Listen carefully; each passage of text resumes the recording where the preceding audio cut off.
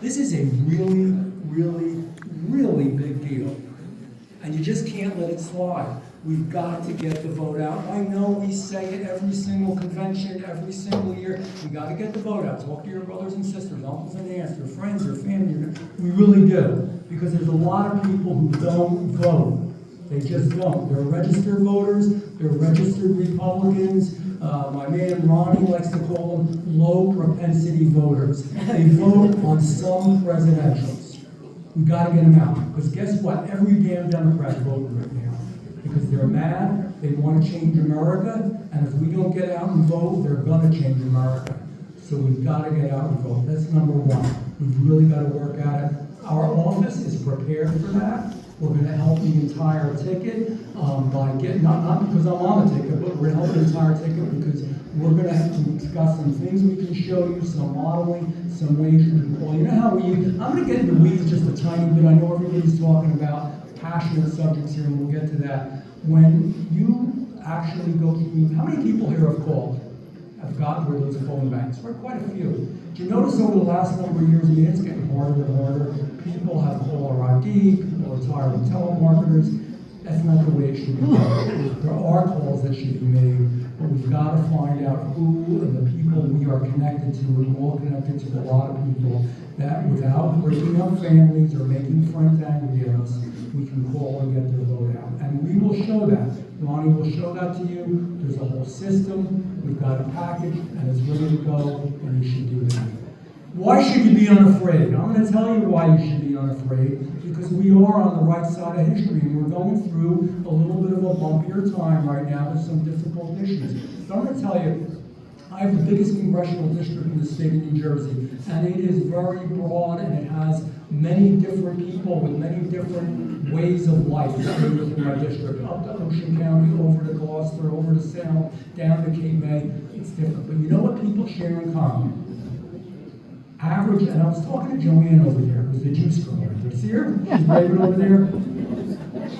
Joanne, I have no idea whether she's a Republican or a Democrat or an independent. Joanne is the person we need to get to. Breaking their ass, working hard, trying to make a living, trying to do the best she can, but she gets her damn electric bill, or her gas bill, or her water bill, this is all in New Jersey, or her property taxes, or her car insurance, or her health insurance, or her homeowner's insurance. You want to go on? You all know it. Anybody here of middle means, which are most of the folks that are in this room, know how damn hard it is to make a living and to keep going. It's no joke. Let's talk about this last election, because you got to learn from when things don't go right. And I'm an outspoken guy, and I'm going to tell you what I think. Jack Ciattarelli, unusually good candidate, well-spoken, quite frankly, handsome, middle-aged, young guy, ready to go, good on the ideas. If you look at that campaign, for those of you, and I don't get to watch much TV, but people report back to me, the campaign on our side, we talked about how she knew some people cheated in the Naval Academy and blah, blah, blah, and didn't report them. People didn't really relate to that or care. Or how she made money in Congress through the stock market. People think all the congressmen are doing. They're not, by the way. I'm not. But they think that. They wanted to know what you're going to do. And I'm going to show you the cruel irony of this and how we got to get our thinking caps on. The cruel part of this is the Democrats in New Jersey created the chaos. For 8 years, Governor Murphy closed down gas plants, closed down our only nuclear plant, closed down the plant at Beasley's Point, didn't replace it with anything, put billions of dollars into wind turbines to foreign countries, and our energy bills went way up. Because what happened, and we've been talking about this for years, that it would happen. There were literally thesis done on this, papers done on it. When you increase the demand, which demand goes up, and you decrease the supply, ladies and gentlemen, what happens? The prices go up. That's the reality. What did Mikey Sherrill do? She ran on a campaign that she was going to lower energy prices and hold the cost of living in New Jersey. How damn ironic is that? How painful is that? That's our campaign. That's what we're running. We're on the right side of this. We want more energy for New Jersey, more energy for America. We're on the side of the American people. When Joanne gets her electric bill here, she's got to work extra hours over here. And she's not the only one. And I know I'm getting kind of serious, but I want to point out that if you want to win, and boy, fiery speeches are good, and man, you know I've given a lot of them, right? But it's not just a fiery speech. We've got to break our asses, we've got to get down to work, we've got to be methodical, and we've got to plan how we are going after them, because they're weird and perverse and bizarre what they think. You know what they think? They think that you don't have to be an American to vote in an American election. Everybody watch that? Yes. Yeah, I voted for it. I mean, isn't that kind of simple? You want to vote in American elections, you have to be an American. There is no country in the world that ever prevailed by letting other people who aren't their countrymen vote. It's wrong. Or how about our open water? So, we can go through the discussion. They're trying to get us to, pull back. Some things happen. Nobody ever wants to see anybody killed in a situation. But let's talk a little bit about Minnesota, because I am unafraid, and I'll talk about it. Minnesota, those weren't just peaceful protests. It was horrible what was going on there. The crowds were not under control. Law enforcement, not their fault, was not allowed to help out at all. They were told to stand back. And guess what? ICE is not involved with crowd. It's not supposed to be involved with crowd control. They were getting it on all sides. Whistles in the air, in their ears, people spinning all over them, spitting in their face, people kicking their vehicles in. You don't see that on the legacy media, do you? You don't see that on TV. But that was all that was going on.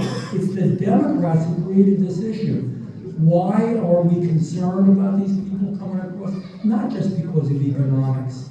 Look at, we just posted it on my political website. It's up now on there. It's almost, I think, 200,000 hits on it now. On our government website, we're posting it up one day. Look at the people who were caught right in your neighborhood, right around where you live, in Hamilton Township, in Cape May, in Vineland, in Bridgeton. I can go through the towns. Murderers, I'm not making it up, murderers, rapists, child molesters, drug kingpins, right here in South Jersey, right here in Atlantic County.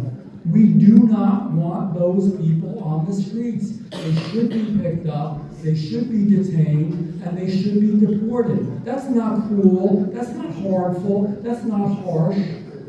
Why don't we ever care about the victims?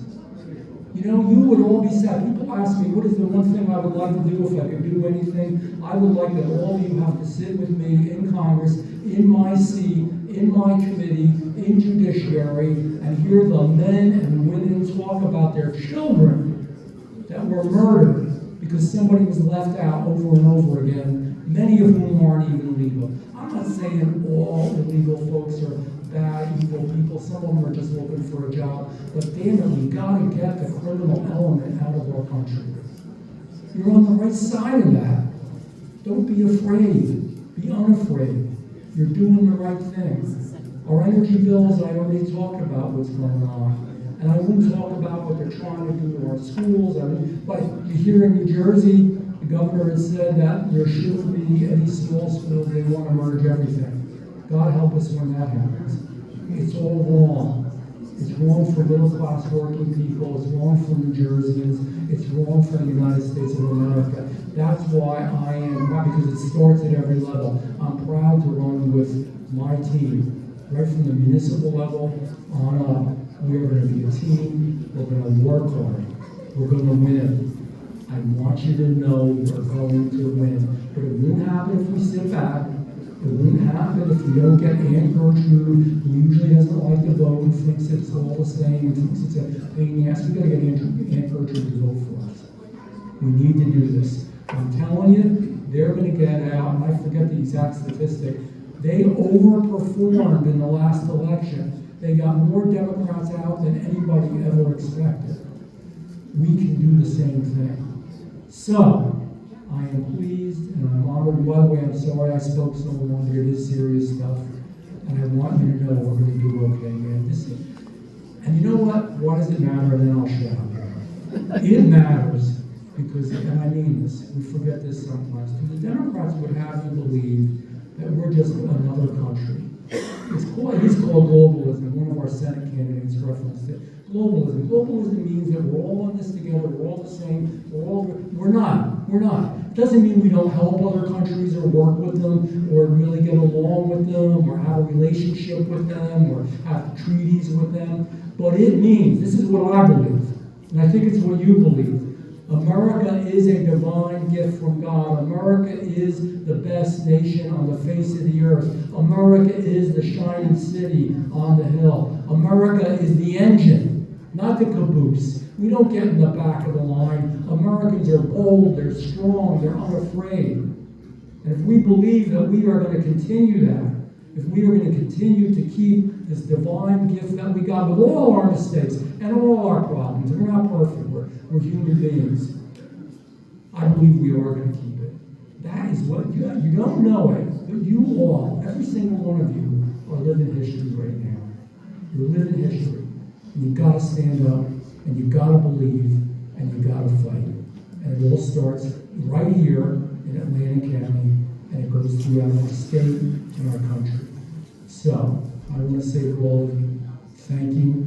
It really has been an honor. I have had some friends before, but over the years now, I've made so many new friends.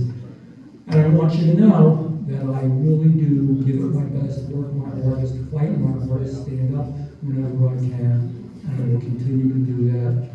May God bless you, and may God bless the greatest nation ever on the face of the earth, the United States of America.